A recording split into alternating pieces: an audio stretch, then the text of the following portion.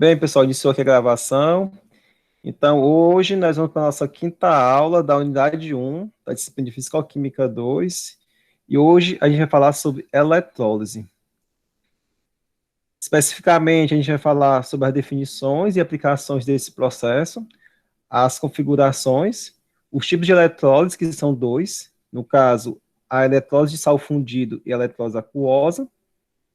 E, por fim, a gente vai falar sobre a eletrólise de eletrodos ativos. O que seria eletrólise? Eletrólise nada mais é do que um processo usado para forçar uma reação de oxidação na direção não espontânea, utilizando uma fonte externa de energia. Então, a configuração de uma cuba eletrolítica, em geral, ela é formada por dois eletrodos que vão estar no mesmo compartimento e há somente uma solução eletrolítica comum aos dois compartimentos. Quer dizer, no mesmo compartimento aos dois eletrodos. E, em geral, as concentrações e as pressões não estão próximas das condições padrões. Por ser um processo não espontâneo, logicamente, o potencial da reação vai ser menor do que zero. Esse processo tem uma ampla aplicação que vai desde a produção de metais, como alumínio, magnésio, a produção de energia, como o gás hidrogênio, e o gás cloro. E também é amplamente utilizado no combate à corrosão, como nos processos de eletrodeposição de metais, como, por exemplo, o processo de galvanoplastia, que consiste no depósito de uma fina camada de um metal mais nobre sobre outro metal menos nobre, como, por exemplo, o processo de galvanização, que é o processo onde uma fina camada de zinco é depositada sobre o metal ferro, o processo de cromação, que é bastante utilizado no combate à corrosão, e também o projeto de douração, que é utilizado na produção de joias. Aqui, nessa figura, por exemplo, a gente tem nós temos aqui, no primeiro caso, aqui, um prego de ferro corroído, e aqui no segundo caso, a gente tem um prego de ferro revestido com zinco, tá certo? Visual, o prego de zinco, ele se mostra bem mais resistente do que o prego de ferro, tá certo? O zinco, ele é um metal apassivador, ou seja, quando ele corrói, ele promove uma fina camada que é passiva, que vai proteger o ferro, no caso, o ferro contra a corrosão. Aí, pessoal, onde é que ocorre esse processo de eletrólise? Esse processo de eletrólise ocorre numa cuba eletrolítica, que consiste de três partes principais, tá certo? Os eletrodos, o meio eletrolítico e a fonte de energia, tá certo? No caso dos eletrodos, como já falei, os dois eletrodos estão no mesmo compartimento. Então, esses eletrodos, eles podem ser inertes, como também podem ser ativos. No caso do eletrodo inerte, ele não vai participar da reação. A gente tem como por exemplo, o eletrodo de grafita e de platina, que são eletrodos inertes, tá certo? Já os eletrodos ativos, eles são metais, pode ser o níquel, pode ser o cromo, pode ser o ouro, e eles são utilizados principalmente nos processos de galvanoplastia. A outra parte da cuba eletrolítica é o meio eletrolítico, tá certo?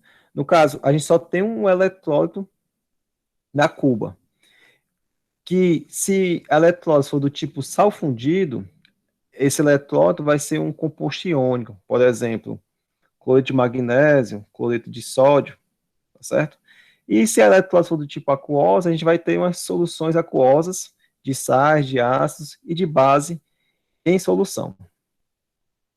A outra parte eletrolítica é o gerador de energia, que é responsável por fornecer a energia para que a reação ocorra no sentido não favorável, ou seja, forçar que essa reação ocorra. E os polos do gerador, eles definem os polos da cuba eletrolítica, ou seja, o polo positivo do gerador vai definir o polo positivo da eletrólise, assim como o polo negativo do gerador vai definir o polo negativo da eletrólise. E da mesma forma que ocorre nas pilhas, nas células galvânicas que nós vimos anteriormente, a gente vai ter o polo, que é o anodo, que é onde vai ocorrer as reações de oxidação, e no cátodo nós vamos ter as reações de redução. No caso, o polo positivo da eletrólise vai ser o ouro, tá certo? Então, como o polo é o polo positivo, então ele vai chamar quem? Os elementos de carga negativa da célula, ok? Ou seja, elementos de cargas opostas. Já o cátodo vai ser o polo negativo da célula eletrolítica e vai chamar quem?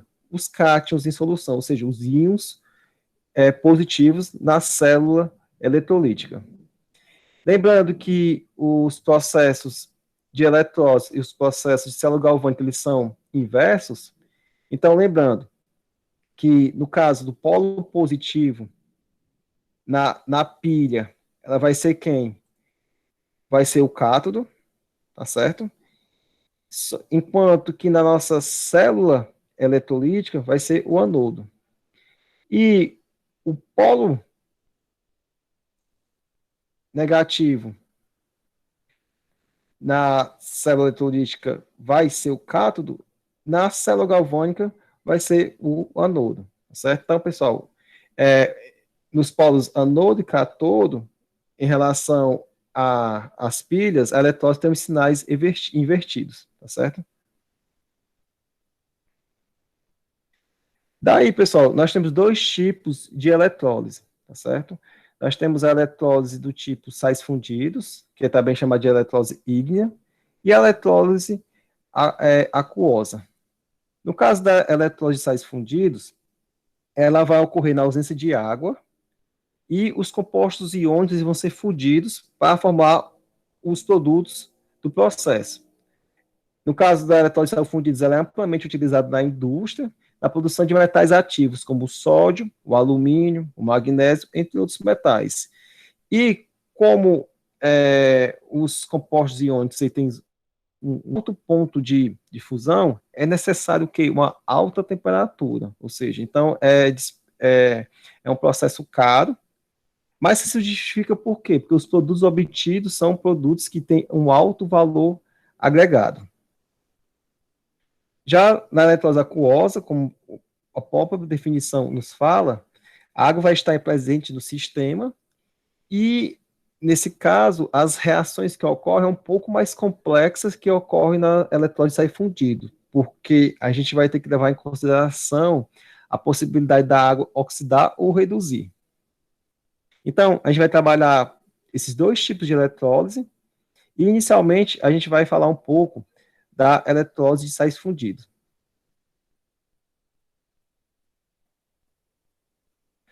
Por exemplo, na eletrólise de sais fundidos, ela pode ser utilizada no processo DAO.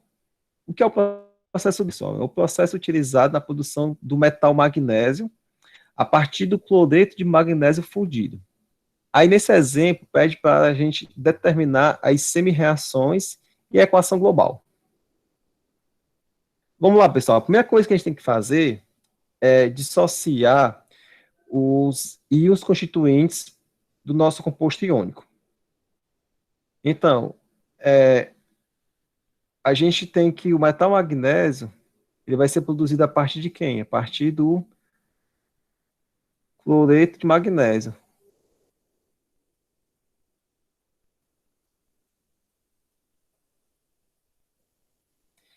A gente sabe que o cloreto de magnésio é um composto iônico, que quando ele é separado dos seus íons constituintes, como é que fica, pessoal? Ele é fundido, porque ele é um sólido, então a gente vai ter o quê? A gente vai ter magnésio líquido, cloreto líquido, ok? No caso, o NOx do magnésio, como é da família 2A, o NOx vai ser mais 2, enquanto do cloreto vai ser menos 1, tá certo? E a gente utiliza aqui o quê? Coloca 2 aqui para balancear a quantidade de átomos de cloro. Então, pessoal, é o seguinte, a gente sabe que o cátodo da célula eletrolítica vai ser quem? Vai ser o polo negativo, tá certo? Como é o polo negativo, o que vai fazer? Vai chamar os elementos de carga positiva, tá certo? Então vai chamar quem? Os íons de magnésio. E como é o cátodo da célula eletrolítica, logo vai ter o quê? A redução, tá certo? Então, aqui, em solução, a gente vai ter quem? A gente vai ter o magnésio 2+, tá certo? Que vai migrar para quem? Para o cátodo da célula eletrolítica. Já o polo positivo, deixa eu só minimizar aqui, tem alguém querendo entrar na aula.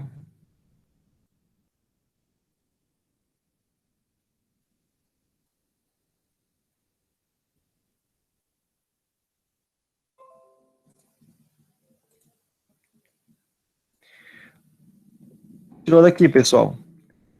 Já o polo positivo da eletrólise vai ser quem? Vai ser o anodo, tá certo? Então, consequentemente, a gente vai ter o quê? O processo de oxidação, tá certo? Como o anodo é o polo positivo, então, logicamente, aqui vai chamar quem? Os elementos de carga negativa. Então, no caso da eletrólise de sal fundido, a gente só tem uma possibilidade para oxidação e uma para redução. Então, os cátions vão migrar para onde? Para o cátodo. Ó, fazendo analogia, cátions para o cátodo, sofre redução. E os ânions vão migrar para quem? Para o anodo, tá certo? Que é o polo positivo, que vai sofrer o quê? Oxidação. Então, não tem como confundir isso.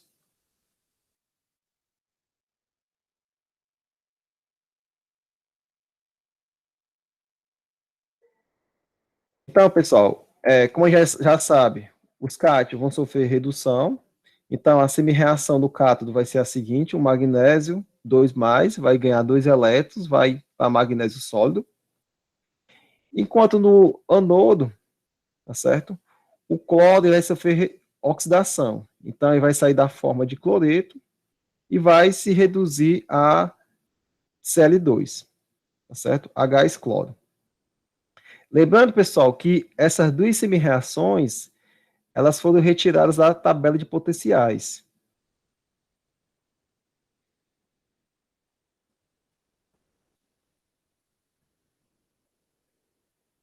Ok? Então, pessoal, como o número de elétrons aqui é igual, então a gente pode somar as duas semi-reações para obter o quem? A equação global, tá certo? Só que a equação global aqui, como vocês podem ver, está na forma de íons, né? Mg2+, mais 2Cl-. Só que nosso reagente de partida, quem é, pessoal? É o MgCl2. Então, a gente vai juntar esses dois íons para formar quem? O MgCl2.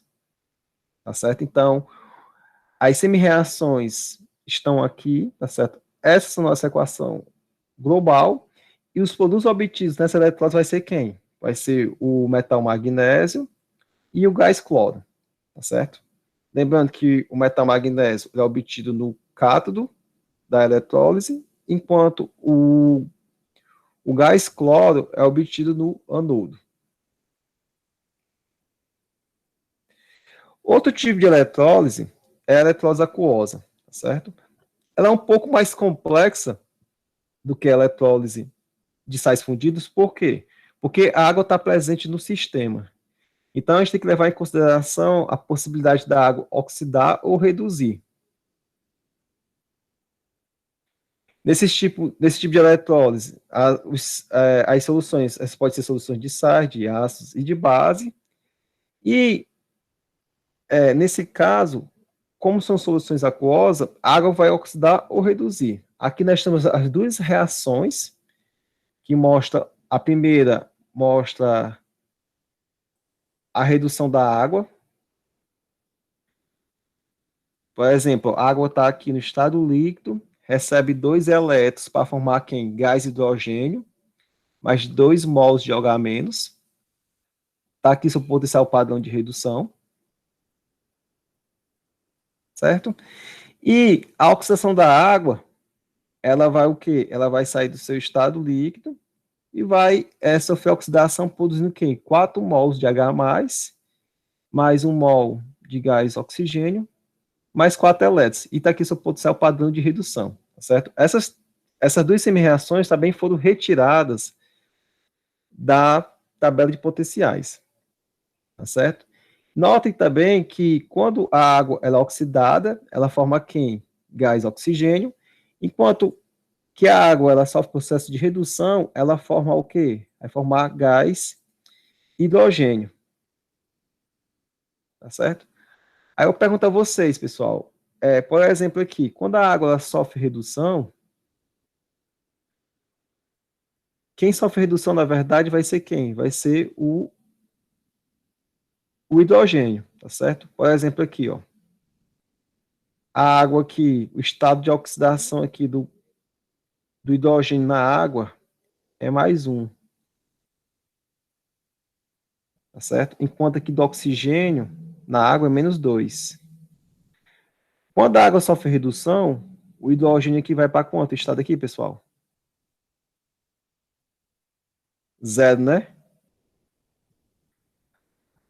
Aqui, pessoal, na oxidação da água, qual é o elemento que sofre variação do NOx? Me diga aí, por favor.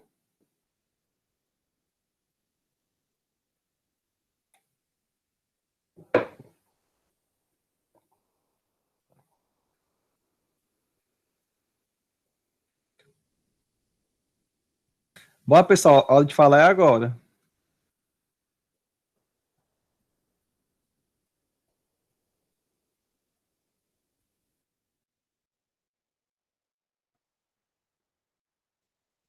Tudo calado, né?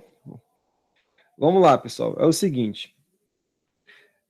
Quando a gente tem um elemento combinado e outro livre, é indicativo de o quê? Que sofreu oxidação ou redução, valeu o NOx.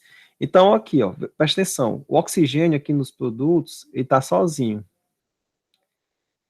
Esse NOx aqui é o quê? É 0. E aqui nos reagentes, ele está combinado. O NOx aqui dele aqui é quanto, pessoal?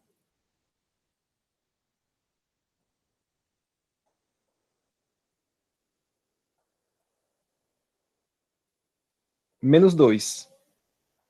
Tá certo? Aí eu pergunto a vocês agora, qual o critério que a gente usa para estabelecer quem sofre oxidação, quem sofre redução? Vamos lá. A gente sabe que no cátodo, a água ou CAT vai sofrer redução, tá certo? Mas como a gente descobre, como a gente estabelece um critério para definir quem sofre redução? Com base em quê? No potencial padrão de redução. Então, quem tiver o maior potencial padrão de redução vai sofrer a redução no cátodo. Já no ânion, é o contrário. Quem tiver menor potencial padrão de redução vai sofrer a oxidação no ânodo, tá certo? Contudo, a gente tem uma exceção. A exceção, no caso do anodo, é o íon cloreto, tá certo? O íon cloreto, ele sempre vai se oxidar em relação à água, tá certo? Se vocês observar o potencial padrão de redução do íon cloreto,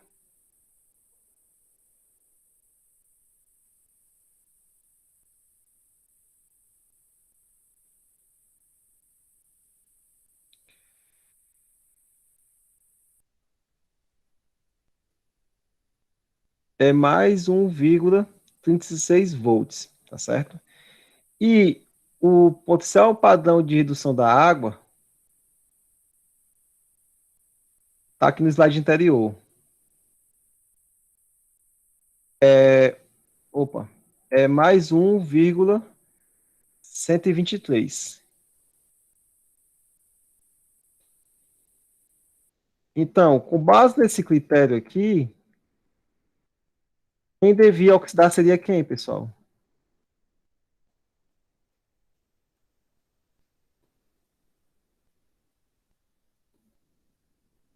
Com base nesse critério de menor potencial, quem deveria oxidar?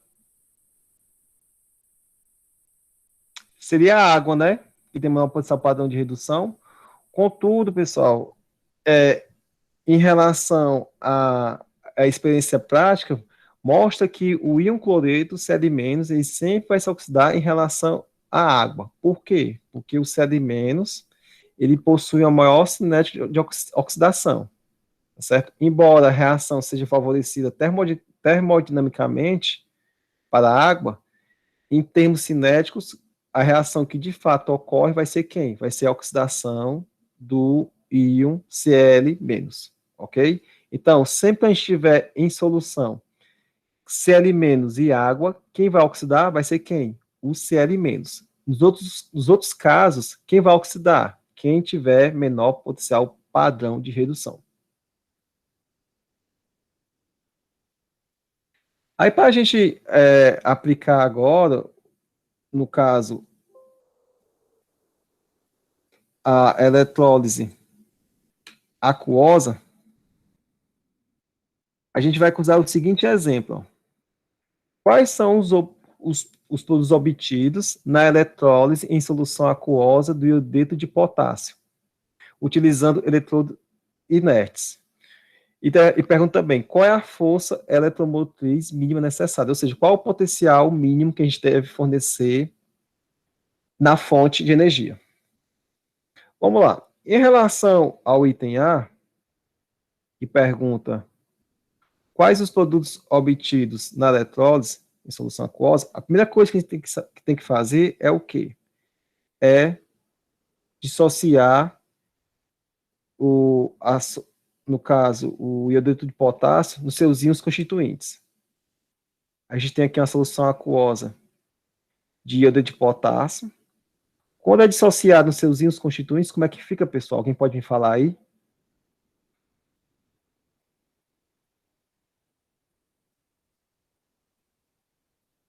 Pessoal, como é que fica? Quando eu separo esse Eu composto. acho, eu acho que fica K mais, não? Certo, mais o quê? Mais e menos.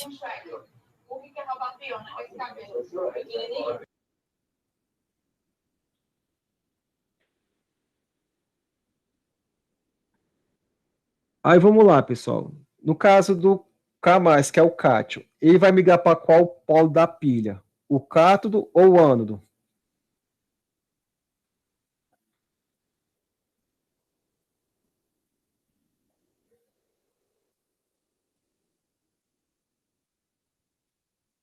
Vamos lá, pessoal.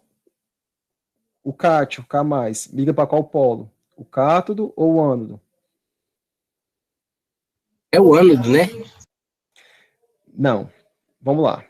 Os cátios migram para quem? O cátodo.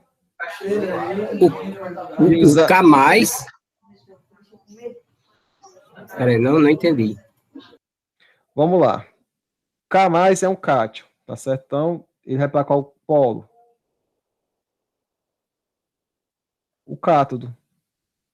Não é verdade? Por quê? Porque o cátodo é o polo negativo. Ou seja, vai chamar quem? Os elementos de carga positiva, os elementos de carga oposta. Já os ânions vai para qual polo? Vai para o anodo, tá certo? Que é quem? Que é o polo positivo da célula eletrolítica. Aí a gente sabe que no cátodo ocorre qual tipo de reação? A redução. E no anodo vai ocorrer qual tipo de reação? A oxidação. Só que é o seguinte, pessoal. Além desses elementos aqui, desses íons, nós também temos o que em solução? Nós temos a água. Tá certo? Ou K+, ou a água, vai sofrer qual processo? Redução. Tá certo? E aqui no anodo, ou o iodeto, ou a água, vai sofrer qual processo?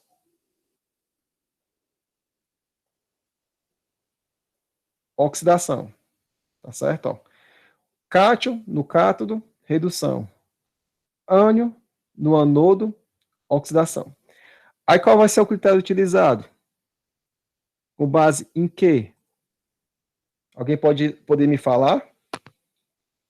Por exemplo, aqui no cátodo, quem vai sofrer a redução? Vai ser o K mais ou a água?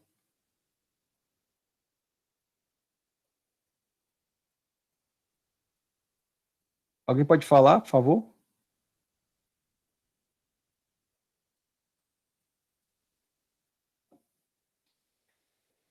O que está utilizado a gente já sabe, pessoal. É quem tiver o quê? O maior potencial padrão de redução, tá certo? E aqui é o contrário, no anodo. É quem tiver o menor potencial padrão de redução, ok? Aí vamos lá, o que que a gente faz agora? A gente vai lá na tabela de potenciais padrão, tá certo? Então a gente vai consultar a tabela de potenciais padrão e vai obter o quê? As semi-reações associadas a esses íons. Então, no cátodo, a gente já sabe quem vai sofrer redução. Vai ser ou K+, ou a água.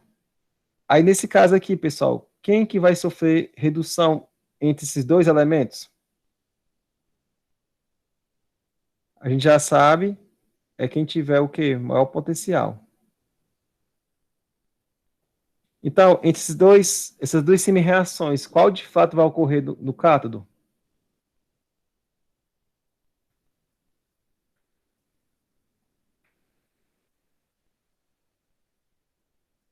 Vamos lá, pessoal, é a primeira ou a segunda?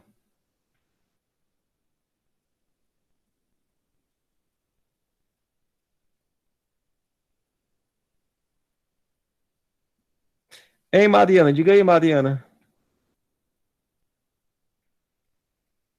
Ismael disse que era a segunda. Pronto, muito bem, Ismael. Tem que falar no microfone, Ismael. Aí vamos aqui para a segunda agora, no anodo, tá certo? A gente sabe que o quê? Que aqui no anodo, quem tiver o menor potencial vai sofrer o processo de oxidação. Então, nesse caso, vai ser quem? Vai ser a primeira semi-reação, a reação do iodeto.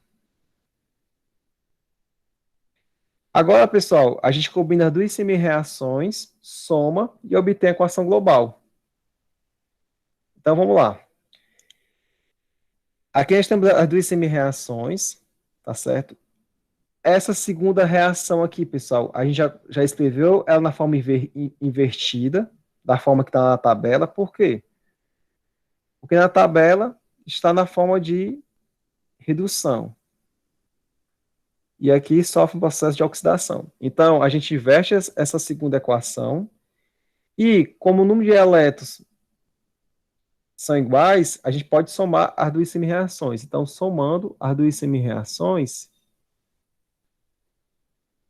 a gente vai chegar nessa equação de oxirredução. Tá certo? Só que é o seguinte, ó. O nosso reagente de partida, quem é, pessoal? É o Ki, né? É o iodeto de potássio. Que quando é dissociado, é quem? Fica como? Fica K mais I menos. Quando a gente olha para cá, ó, presta atenção, pessoal. A gente só tem o I menos. Só que, na verdade, onde tem o 2 I menos, a gente tem o quê?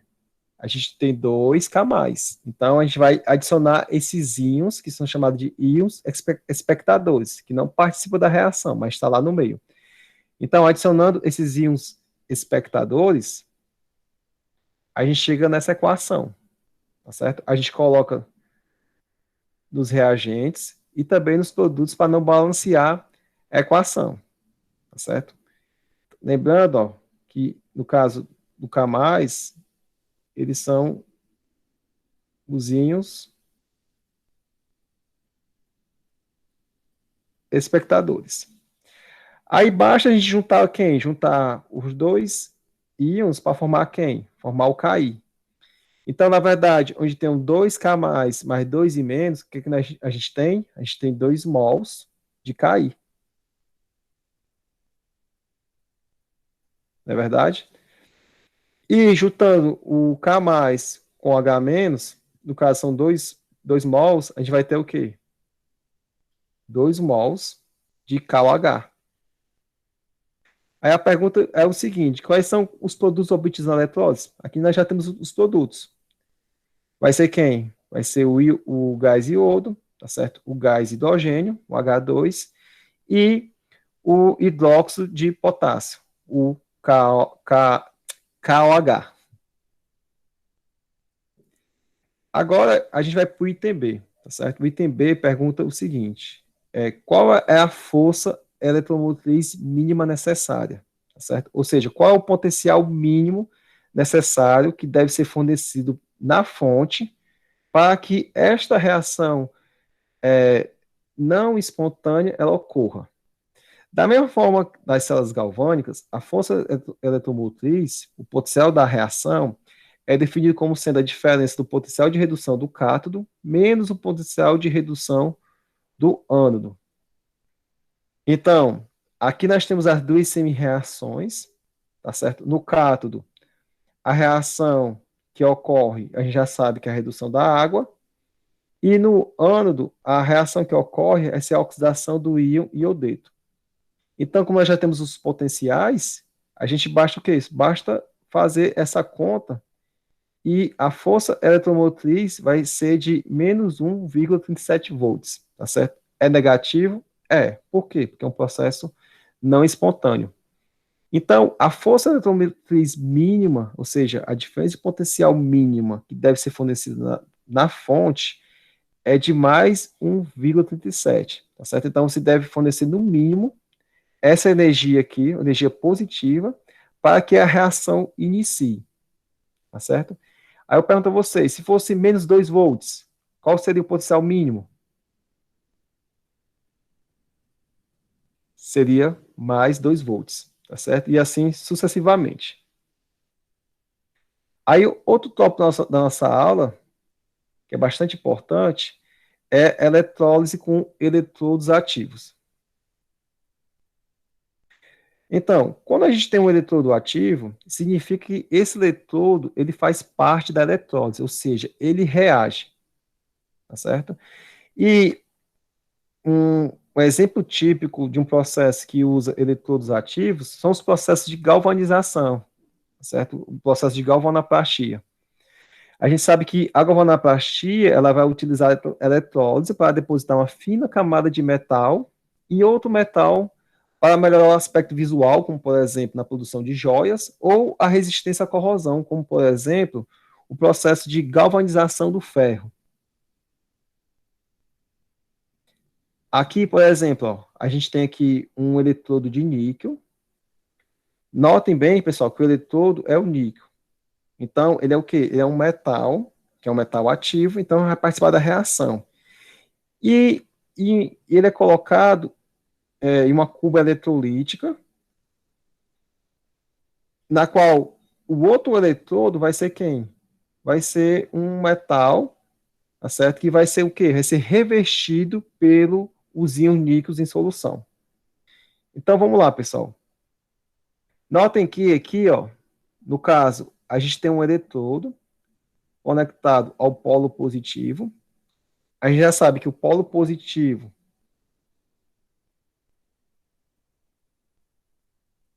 da cuba eletrolítica é o anodo, tá certo? Então aqui a gente vai ter o metal níquel conectado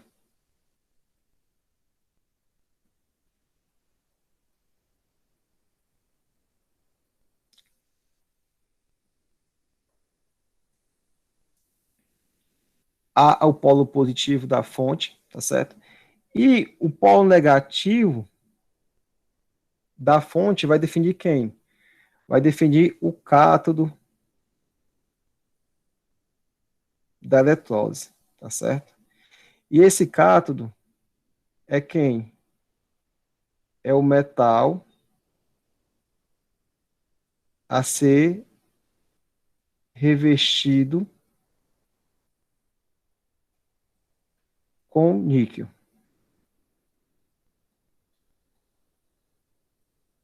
tá certo? E aqui em solução, a gente tem o quê? A gente tem uma solução de sulfato de níquel, tá certo, pessoal? Então, aqui em solução, aqui na solução a gente vai ter quem? A gente vai ter íons de níquel 2+, tá certo? Mas também íons de SO4 2-. Aí eu pergunto a vocês, quais são as reações que ocorrem neste processo?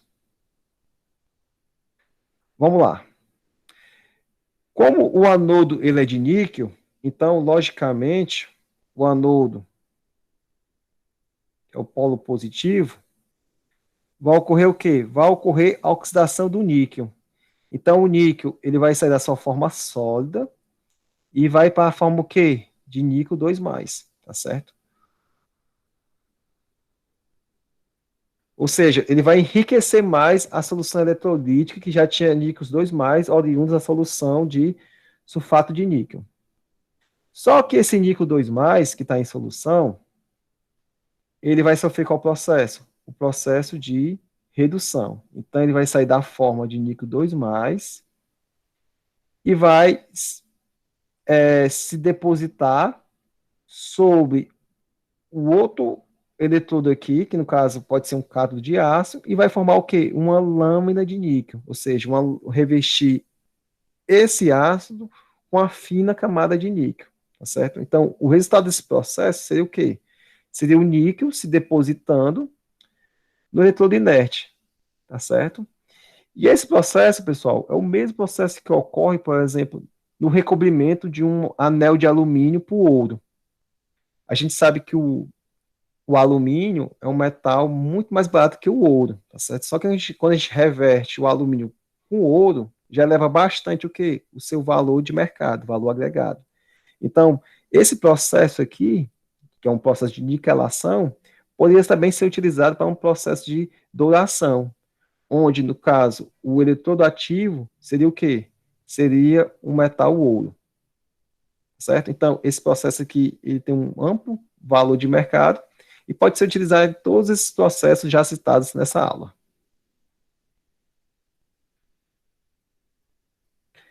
Bem, pessoal, o que eu tinha para a aula de hoje era isso. Na próxima aula, que é na próxima segunda-feira, a gente vai continuar falando ainda sobre eletrólise, a gente vai estudar os aspectos quantitativos e a lei de Faraday, e também vai falar um pouco sobre corrosão dos metais, sobretudo sobre a corrosão do ferro.